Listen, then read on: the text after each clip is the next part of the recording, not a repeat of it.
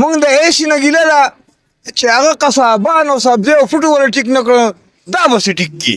عام ورځو کې کپڑے مطلب درزی په 700 روپۍ ګنډي په دې ورځو کې 1200 1500 1600 روپۍ اخلي 1800 پورې.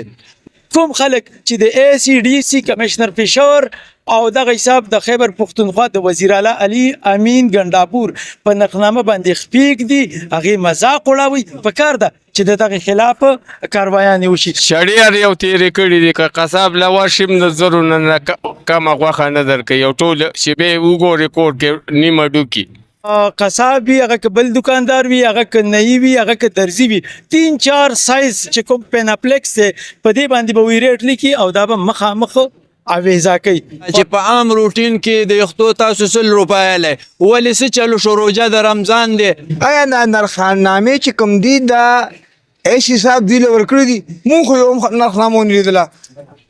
جی دا وخت په خار ناپرسان یعنی شب قدر بازار کې موجود یم. کتونکو د نورو ګراپرو شو په شان که درزیان دي او که نیان دي هغوی هم خپلې قینچینې تیرې کړي دي او د خپل منمانۍ د خپلې خوښې ریټونه یې لګولي دي. که موږ وګورو درزیان د 1200 نه واله تر د 1700-1800 پورې اخلي. دغه حساب نیانو هم د خپلې خوښې ریټونه لګولي دي. دلته به موږ دا ووایو چې اسسټنټ کمشنر شب قدر دغه خلک خو جرمانه کی خو ولې دغه خلک چې بیا واپس را پریدي نو دلته عوامو له نور زور هم ورکي یعنی هغه جرم ختم نشي. جرمانه دوی اصول کې جرم ختم نشي حالان کې دا جرم ختمول پکار دي. نو په دغې اړه به موږ د دغې شب قدر ولس سره خبرې کوو. راځئ موږ سره څه وایي د دغې رمضان دی قصابانو خو چاړې آلرډي تیرې کړي دي خو د هغې نه علاوه نیانو هم دغه قینچینې تیرې کړي دي او ورسره دغه درزیانو هم. څه وایي تاسو؟ اصل چل زما رونو یو خبره کومه چې څه خبره ونه کړو نو څو لکه بیا خو چپ نشو کېناستلی. کو نیان دی هغوی خپله منماني کوي کو درزیان دی هغوی خپله منماني کوي. مونږ د هیڅ نه ګیله ده چې هغه قصابان او سبزی او فروټ ولا ټیک نه کړه دا به څه ټیک کي. آیا نرخنامې چې کوم دي دا ایس حساب دی له ورکړي دي مونږ خو یو نرخنامه ونه لیدله. یو نرخنامه دي دوی په هر دکان کې ودرئ هولې لګئ د هغې نه پس په هر څه ټیک کېږي. نرخنامې غیبي د هر یو شي نرخنامه غیبه ده. زموږ دا درخواست دی چې د خدای لپاره دا شی چې کوم دا نرخنامه ده دې باندې د زور وروړلی شي چې هر یو سړي ته دې خپله نرخنامه ورکړی شي. دا شور شغړب دا موږ به هغه غپ هم شروع کړي دي دا شی به مکمل انشاءالله ختم شي. نرخنامې دې ودرې دا زموږ سره یو درخواست دی ورته هیڅ صاحب ته ډېره مهرباني. د دغه ملګري خبرې هم تاسو واورېدلې خو زه به دغه وایم چې ګورنمنټ خیبر پښتونخوا ډي سي 400 هغوی یو اډر ایشو کړی دی چې هر هغه که قصاب وي هغه که بل دکاندار وي هغه که نئی وي هغه که درزي وي 3-4 سایز چې کوم پیناپلیکس دی په دې باندې به وی ریټ لیکي او دا به مخامخ اویزا کوي. خو افسوس خبره ده چې نن پورې خو هم دغه ایسي څو کاروایانې وکړي او کوي خو هغه هلته لاړ شي جرمانې کې واپس راشي. جرم هماغه حساب جرم دی. نو ایسي صاحب جرم ختمول غواړي جرمانې ته هیڅ ضرورت نشته ده. جرم ختم کا. کوم خلک کاغه درزي دی کاغه نئی دی کاغه قصاب دی کوم خلک چې حکومتي ریټ چیلنج کوي د هغوی خلاف کاروایي پکار ده.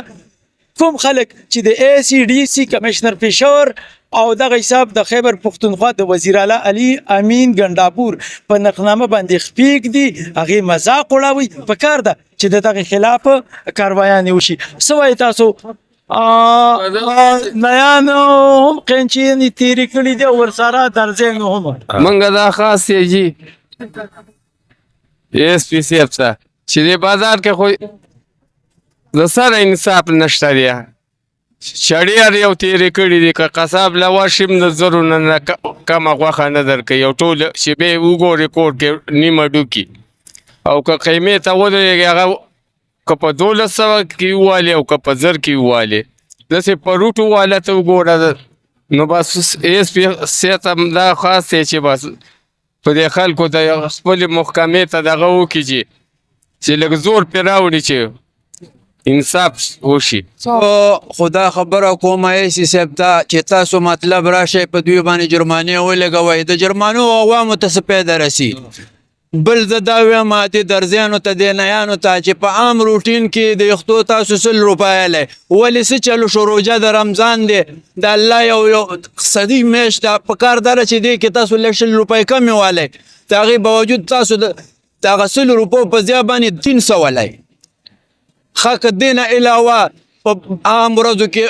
کپړې مطلب درزي په 700 روپۍ ګنډي په دې ورځو کې 1200 1500 1600 روپۍ اخلي 1800 پورې موږ د ایسی صاحب دا دغه کوو چې یاره جی په دوی جرمانو باندې موږ ته څه پیدا راځي او دوی سره داسې کاروایي کول پکار دي چې عوامو ته ریلیف میلاو شي که جرمانه تاسو دوی باندې ولګوه خو ریلیف خو موږ ته میلاو نه شو که نه ریلیف خو تاسو له درلې جرمانه خو تاسو له درله موږ له خو سره دې څه هغه رانلې نو موږ دا ریکویسټ کوو ایسی صاحب ته نورو مشرانو ته چې زموږ دا مطالبات حل کړي او نور خو غریبي ده د غوښو د دغه شیانو د خوراک خو موږ نه یو ځکه چې 500 روپۍ یو مزدور دیړی نو هغه غوښه څه وخوري یا به دغه څه وکړي خو ځکه په خیرات زکات کې یو جوړ جامې سړي له ورکړي نو د ګنډلو پیسې له څوک ورکړي چې په 1800 په 1500 روپۍ باندې لګنډي بس دغه